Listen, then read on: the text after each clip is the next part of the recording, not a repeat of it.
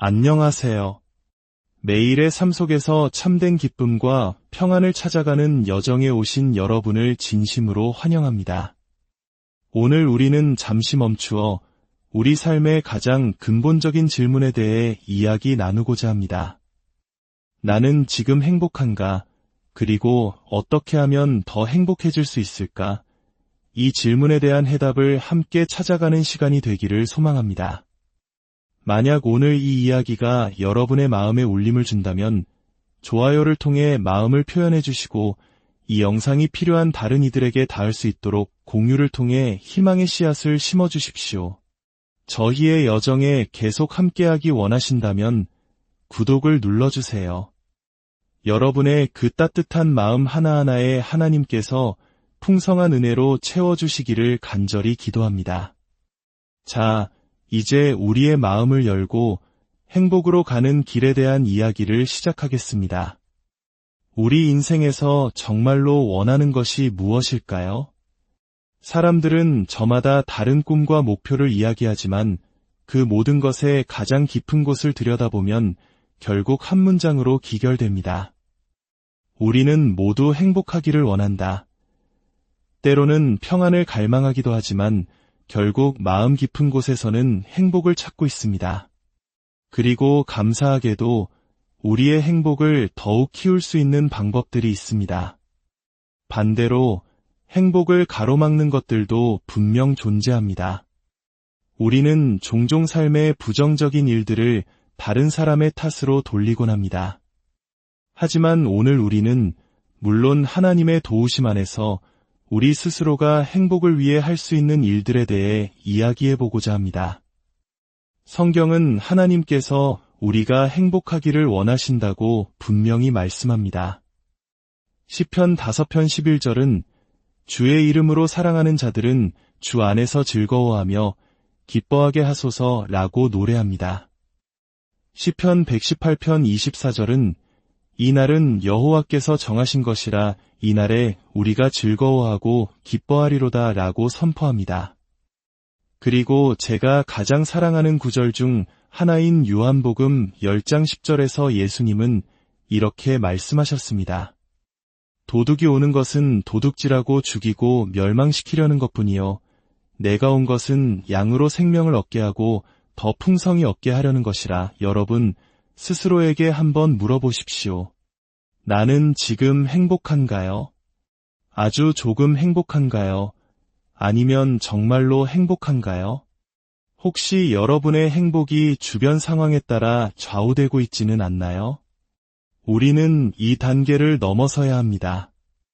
만약 우리의 기쁨과 행복이 상황에 따라 결정된다면 결국 상황이 우리 삶의 주인이 되어버리기 때문입니다. 우리는 언제나 예측 불가능한 일들이 일어나는 세상에 살고 있으며 사탄이라는 원수가 우리 삶의 시련을 가져다 주기도 합니다. 저는 이 세상에서 가장 행복한 사람 중 한 명이 되고 싶습니다. 이것은 항상 웃고 뛰어다녀야 한다는 의미가 아닙니다. 제 삶에 늘 고요한 기쁨이 흐르기를 바라는 것입니다. 솔직히 고백하자면 과거에 저는 결코 행복한 사람이 아니었습니다. 아주 오랫동안 불행했습니다. 불우한 어린 시절을 보냈고 첫 결혼 생활도 순탄치 않았습니다. 제 주변의 모든 사람들은 결국 저를 버리거나 배신하거나 속이는 것처럼 느껴졌습니다. 그래서 저는 마음의 문을 닫고 깊은 불행에 빠졌습니다.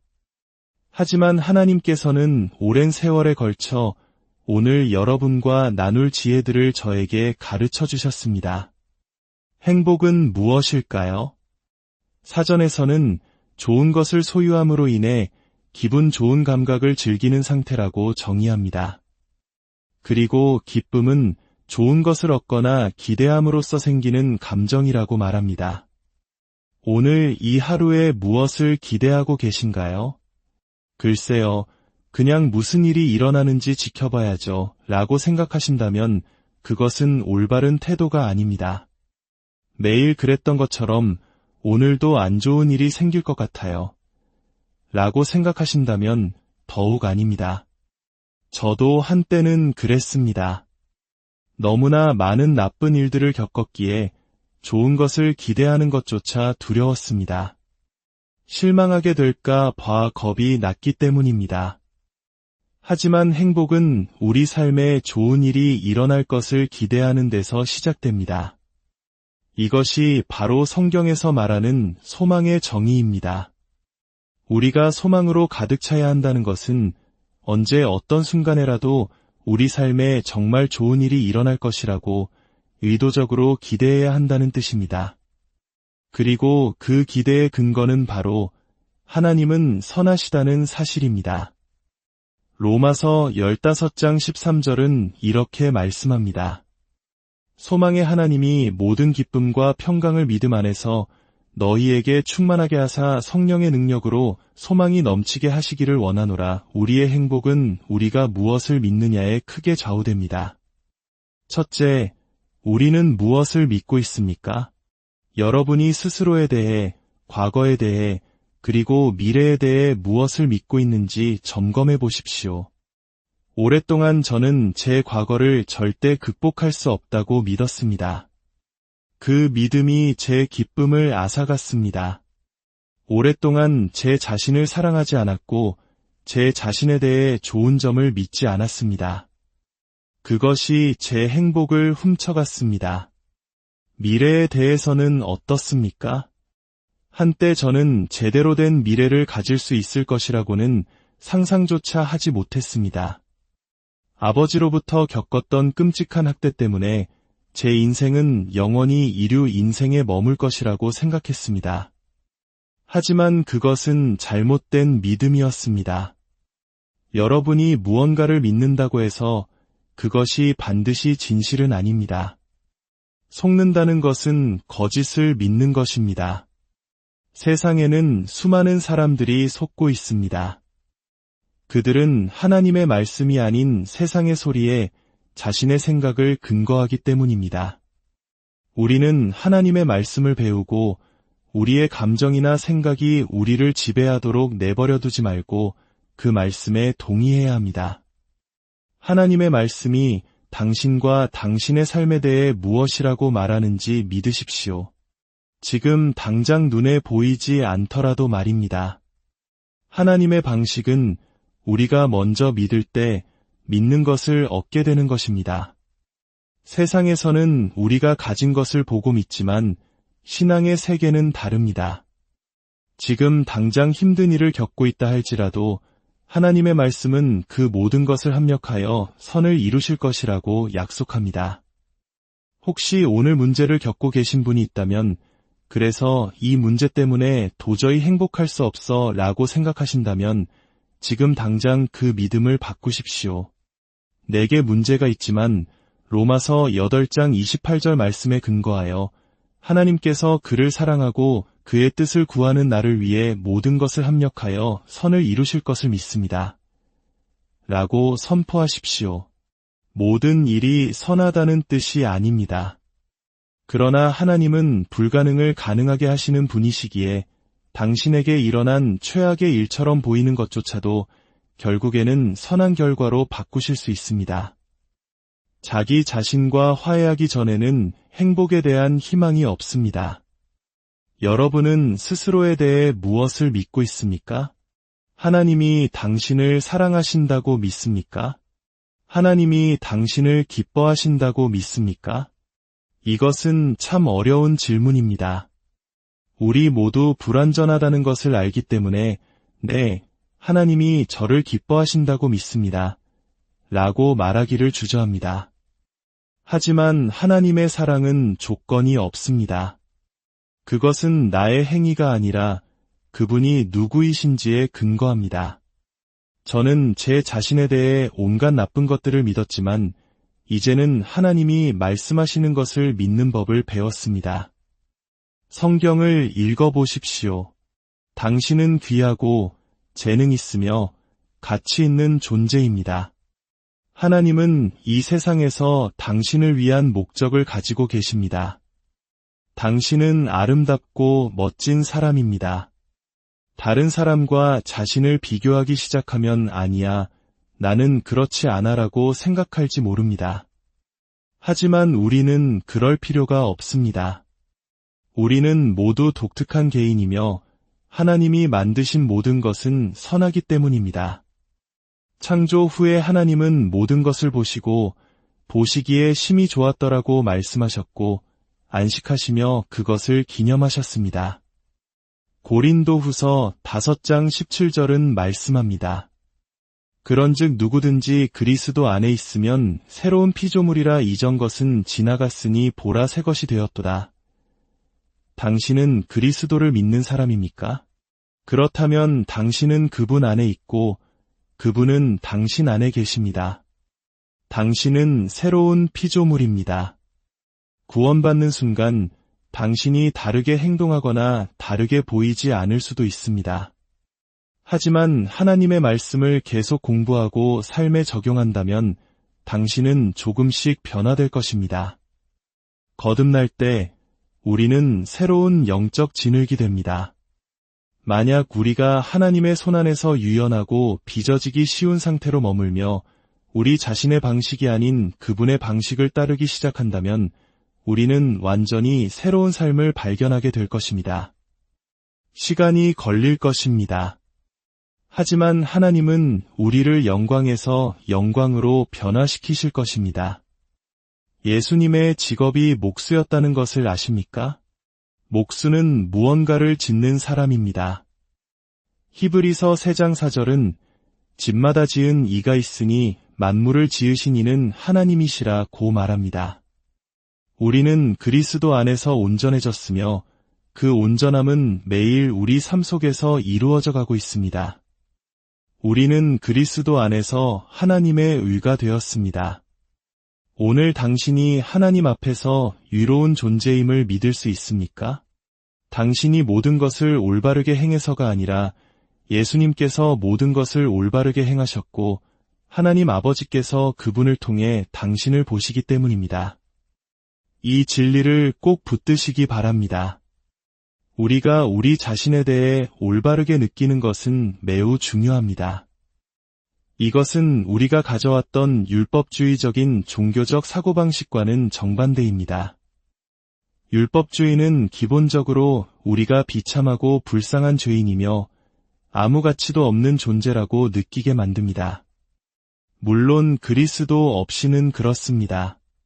그러나 당신이 그를 주와 구원자로 영접하고 그분 안에, 그분이 당신 안에 거하실 때 고린도후서 5장 21절은 말씀합니다. 하나님이 죄를 알지도 못하신 이를 우리를 대신하여 죄로 삼으신 것은 우리로 하여금 그 안에서 하나님의 의가 되게 하려 하심이라. 이해하셨습니까? 다시 한번 말씀드리겠습니다. 죄를 알지 못하시던 분, 바로 예수님께서 우리를 위해 죄가 되셨습니다. 그분은 우리의 모든 죄를 짊어지셨습니다. 그 이유는 우리가 그분 안에서 하나님의 의가 되게 하기 위함입니다. 하나님은 당신을 보실 때 그리스도를 통해 보시기 때문에 당신을 의롭다고 여기십니다. 이 진리가 제 삶의 계시로 자리 잡기까지 얼마나 오랜 시간 동안 이 말씀을 묵상하고 또 묵상했는지 모릅니다. 우리에게는 단순한 정보가 아니라 계시가 필요합니다. 진리가 우리에게 너무나 실제적이 되어 그 누구도 빼앗아갈 수 없는 것이 되어야 합니다. 물론 저도, 여러분도 잘못을 저지릅니다. 우리는 모두 실수하고 잘못된 일을 합니다. 하지만 하나님은 여전히 우리를 의롭다고 보십니다. 왜냐하면 그분은 우리의 행위만이 아니라 우리의 마음 중심을 보시기 때문입니다.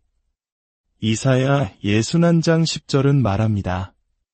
내가 여호와로 말미암아 크게 기뻐하며 내 영혼이 나의 하나님으로 말미암아 즐거워하리니 이는 그가 구원의 옷을 내게 입히시며 공의의 겉옷을 내게 더하심이 신랑이 사모를 쓰며 신부가 자기 보석으로 단장함 갖게 하셨음이라. 죄책감에게 작별을 고하십시오. 잘 가라, 죄책감아. 나는 더 이상 죄책감과 정죄 아래 살지 않겠다. 이것이 바로 제 문제였고 아마 많은 분들의 문제일 것입니다. 어렸을 때 아버지에게 학대를 당하면서 악마는 그것이 제 탓이라고 저를 속였습니다. 하지만 그것은 제 잘못이 아니었습니다. 제 아버지는 성인이었고 자신이 하는 일이 잘못되었다는 것을 알고 있었습니다. 그러나 저는 왠지 모르게 그것이 제 탓처럼 느껴졌습니다. 그가 항상 그것을 비밀로 해야 한다고 말했기 때문이기도 합니다. 동시에 그는 저를 너무나 사랑해서 저에게 너무 좋아서 그런 행동을 한다고 말했습니다. 하지만 저는 그렇게 좋은 일이라면 왜 비밀로 해야 하는지 이해할 수 없었습니다. 그 혼란 속에서 저는 마음속으로 그것이 잘못되었다는 것을 알고 있었습니다. 그리고 생각했습니다. 내게 무슨 문제가 있는 걸까? 만약 내 아버지가 나에게 이런 짓을 하길 원한다면 도대체 나에게 무슨 문제가 있는 걸까? 수년 동안 제 머릿속에서는 내게 무슨 문제가 있는 걸까? 라는 녹음기가 멈추지 않고 돌아갔습니다. 여러분 중에도 그 녹음기 사본을 가지고 계신 분이 있습니까? 저는 다른 사람들과 저를 비교하고 경쟁하며 항상 제가 아닌 다른 누군가가 되려고 노력했습니다. 하지만 감사하게도 하나님께서는 저를 자유롭게 하셔서 그분이 창조하신 모습 그대로의 저 자신이 되게 하셨습니다. 그리고 그분은 여러분에게도 똑같은 일을 하기 원하십니다. 둘째, 하루를 살아가는 법을 배우십시오. 어제의 후회나 내일의 걱정으로 오늘을 낭비하지 마십시오. 그것들을 하나님의 손에 맡기십시오. 그분이 해결하지 못하실 일은 없습니다. 오늘의 에너지를 과거와 미래에 쏟는 대신 오늘 하루에 온전히 집중하십시오. 사도 바울은 어떤 상황에 있든지 자족하는 법을 배웠다고 말했습니다. 저는 바울이 그렇게 말할 수 있었던 이유가 우리가 앞에서 나눈 모든 진리들을 그가 알았기 때문이라고 믿습니다. 그는 하나님을 사랑했고 하나님 앞에서 의롭다는 것을 알았고 그의 죄가 용서받았다는 것을 알았습니다. 하나님이 그를 무조건적으로 사랑하시며 그의 삶을 위한 선한 계획을 가지고 계심을 알았습니다. 그렇기 때문에 그는 지금 있는 곳에서 만족할 수 있었습니다. 하나님께서 그의 삶에서 일어나는 모든 일을 선으로 바꾸실 것을 알았기 때문입니다. 상황에 따라 행복을 결정하는 것을 멈춘다면 우리는 언제나 행복할 수 있습니다. 다시 한번 말씀드립니다. 현재 상황에 행복의 기준을 두는 것을 멈춘다면 우리는 항상 행복할 수 있습니다. 셋째, 평안 가운데 머무르십시오. 저는 분쟁과 분노가 가득한 가정에서 자랐습니다. 그래서 평안이 무엇인지조차 몰랐습니다. 평화로운 사람인 남편 데이브를 만나고 나서야 비로소 평안을 알게 되었습니다. 처음에는 그가 가진 것을 제가 갖지 못했기에 시기하기도 했습니다. 하지만 그가 너무나 꾸준히 평안을 유지했기에 결국 저는 그가 가진 평안을 갈망하게 되었습니다. 만약 여러분이 평안을 간절히 원한다면 평안을 가질 수 있습니다. 하지만 때로는 하나님께 상황을 바꿔달라고만 기도할 것이 아니라 우리 자신이 변해야 할 때도 있습니다. 요한복음 14장 27절에서 예수님은 말씀하셨습니다. 평안을 너희에게 끼치노니 곧 나의 평안을 너희에게 주노라. 내가 너희에게 주는 것은 세상이 주는 것과 같지 아니하니라. 너희는 마음에 근심하지도 말고 두려워하지도 말라. 확대번역 성경은 이렇게 말합니다. 스스로 요동하고 불안해하는 것을 멈추라. 두려워하고 위축되는 것을 멈추라. 예수님은 우리에게 평안을 선물로 남겨주셨습니다. 우리는 평안을 위해 기도할 필요조차 없습니다. 평안의 왕이신 예수님께서 우리 안에 거하시기 때문에 평안은 이미 우리 안에 있습니다. 문제는 우리가 모든 것을 우리 눈에 보이는 상황에 근거하기 때문에 그 평안을 누리지 못한다는 것입니다. 예수님은 우리에게 할 일을 주셨습니다. 스스로 요동하고 불안해하는 것을 멈추라. 저는 이제 무언가 저를 불안하게 하는 일이 생기면 가장 먼저 하는 일이 기도입니다. 저는 그 문제를 하나님께 드립니다. 빌립보서 4장 6절 말씀을 붙들고 기도합니다.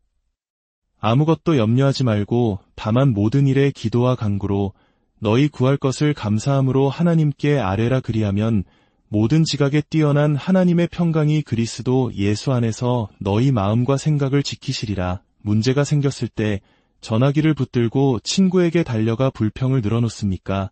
아니면 기도의 보좌 앞으로 나아갑십니까? 전화기가 아니라 보좌로 가십시오. 해답은 사람이 아닌 하나님께 있습니다. 넷째, 당신의 삶을 내어주십시오. 이기적인 동시에 행복할 수는 없습니다.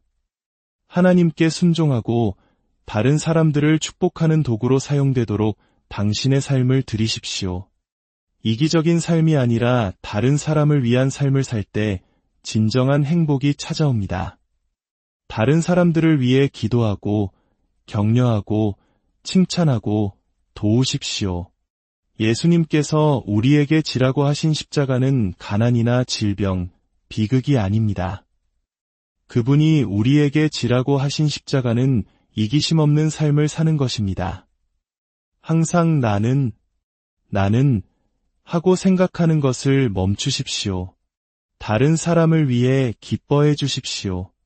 직장 동료가 당신이 원하던 승진을 했다면 화내고 우울해하는 대신 하나님, 저는 당신을 신뢰합니다. 이번에는 승진하지 못했지만 때가 되면 이루실 것을 믿습니다. 라고 말하고 그 동료에게 가서 진심으로 축하해 정말 기쁘다 라고 말해 주십시오. 그것이 원수를 이기는 방법입니다. 마지막으로 다른 사람이 당신의 삶을 좌지우지하게 두지 마십시오. 우리는 사람을 기쁘게 하는 자가 아니라 하나님을 기쁘시게 하는 자가 되어야 합니다. 다른 모든 사람을 행복하게 해주면서 정작 자신은 불행한 삶보다 더 나쁜 것은 없습니다. 갈라디아서 1장 10절에서 사도 바울은 만약 자신이 사람들에게 인기를 얻으려 했다면 그리스도의 종이 될 수 없었을 것이라고 말했습니다. 당신의 운명을 놓치지 마십시오. 당신 주변 사람들을 행복하게 해주려고 애쓰다가 말입니다. 당신이 진정으로 따라야 할 분은 사람이 아니라 당신을 지으시고 당신을 위한 완벽한 계획을 가지신 하나님 한 분뿐입니다. 사랑하는 여러분, 진정한 행복은 상황 너머에 있습니다. 그것은 우리가 무엇을 믿고 어떻게 하루를 살아가며 누구를 기쁘게 하려 하는지에 달려 있습니다. 오늘 나눈 이 원리들을 여러분의 삶에 적용해 보십시오. 여러분의 삶에 하나님의 기쁨과 평강이 넘치기를 기도합니다. 여러분 각자의 삶에 예비하신 그 풍성한 생명을 온전히 누리십시오. 오늘 하루 하나님께서 주시는 행복